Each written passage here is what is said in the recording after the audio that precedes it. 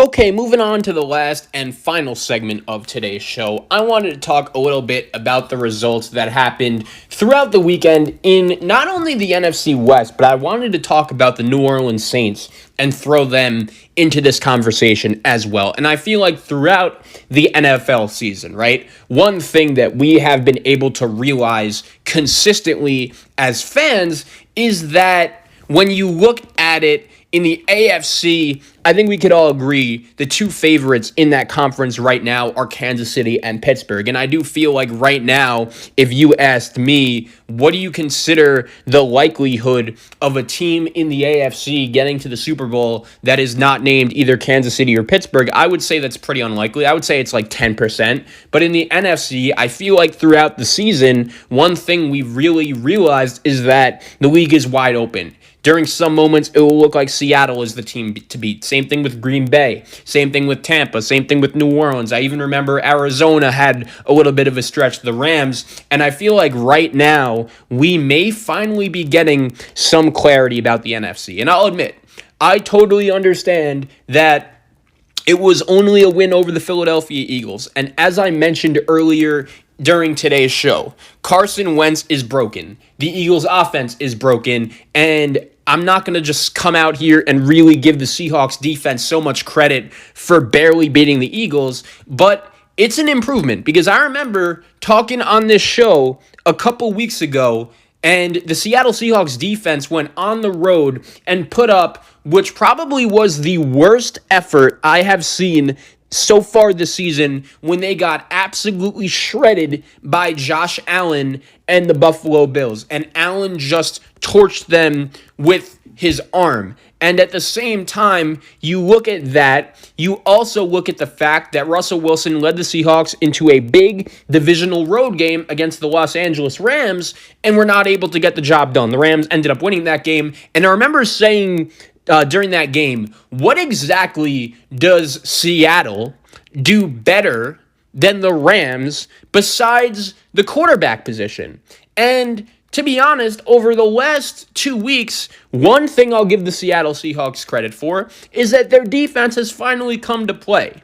I picked the Seattle Seahawks to win the Super Bowl before the season started, based on the assumption that obviously they have Russell Wilson, one of the 2 or 3 best quarterbacks in the league. When Chris Carson is healthy, the Seattle Seahawks are a significantly better team, and they're a different team. The impact he makes covering up for what let's face it, is not a very good offensive line, that means a lot to the Seahawks team, and he is a guy that is always going to be a consistent threat running the football. You have Metcalf, you have Lockett. I assumed that maybe, hopefully, their offensive line would improve a little bit, and I assumed also on the defensive side of the ball, bringing in Jamal Adams, another year in the system for the younger guys like LJ Collier, Griffin at corner. They bring in Quandre Diggs as well. I did think there was a very realistic shot that this Seattle Seahawks defense would be improved. And I understand Jamal Adams was out for a little bit of time, but it got to a point where that Seahawks defense was so bad where you didn't care what the excuses were. They just had to be better. I remember saying, in order for the Seahawks to begin their run, they're going to need their defense to go from which was the 32nd best defense in the league to like the 20th best defense in the league. And I will give them credit. Over the last couple of weeks, they've really been able to do that. And when you look at their remaining schedule, it does set up for them to be in a pretty favorable position going forward because they have a home game against the New York Giants. They also will take on the New York Jets. They also will take on the Washington football team on the road, host the Rams on December 27th at 4:05, and then end the season at San Francisco. And that game against the Rams is going to be absolutely huge for both teams' playoff chances because the Rams, I'll give them credit. Like, I wasn't shocked they lost at home to the San Francisco 49ers on Sunday because let me get a couple things straight with you. I love Sean McVay, and I do believe that he's a big reason why as to the Rams having so much success this season. And if he wasn't the head coach of this team, we have seen what the Rams, and more importantly, what Jared Goff looks like without Sean McVay pushing all the buttons. And I totally understand that.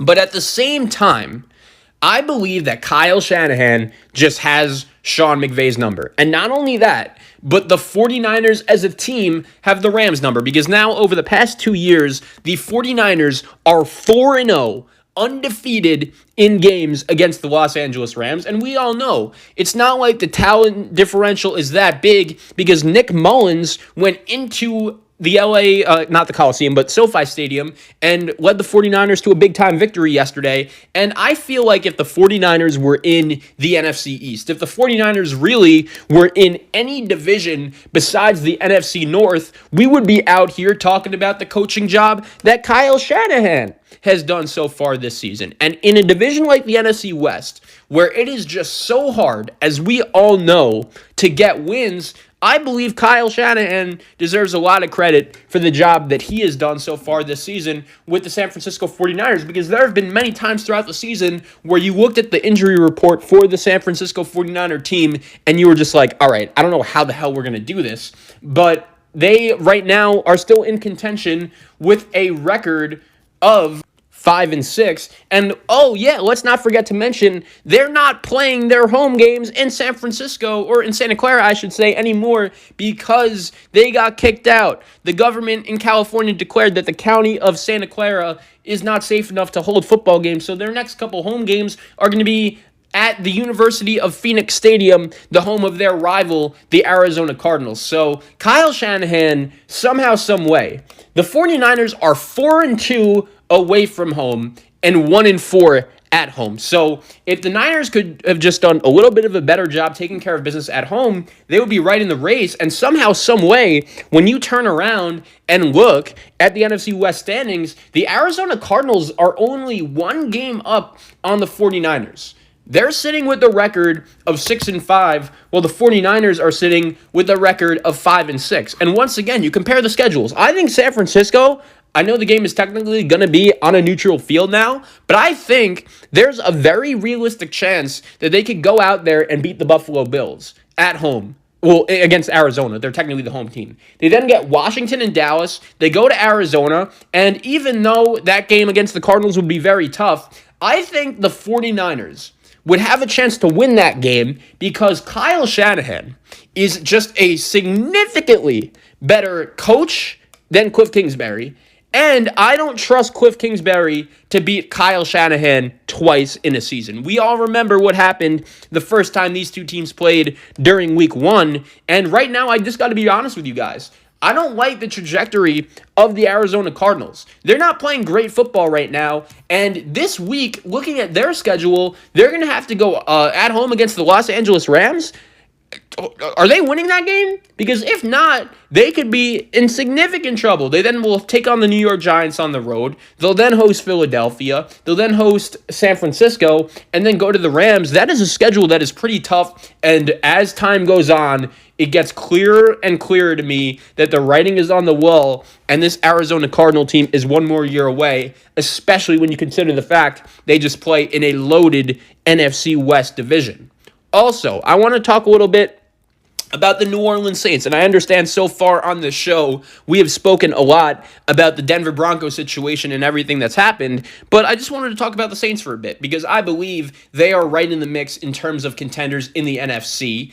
And we'll talk about the Packers on a later date, because they had a nice win over the Bears, but it's not like my opinion really changed at all. They need to be punched in the mouth and come back to win until I really consider them to be a legitimate Super Bowl contender. Also, if they could stop the run, that would really help. But anyways, going back to the Saints, I do believe that there is a case to be made that over the last couple of years, Drew Brees has really started to struggle at this point in the season, where we're getting closer and closer to the playoffs, and he's just getting banged up, and he's fallen off. I'm curious to see this season that he's going to be sitting out the last couple weeks of the season. Who knows when he's going to be back? And Taysom Hill has done a nice job. I'm curious to see if, with the fact being that this odds are is going to be Drew Brees' last season, this is really the Saints' last real window if they want to win a championship, because they are going to be in cap hell after this season. So this is a big year for the Saints. They're really going to have to do whatever they can to win.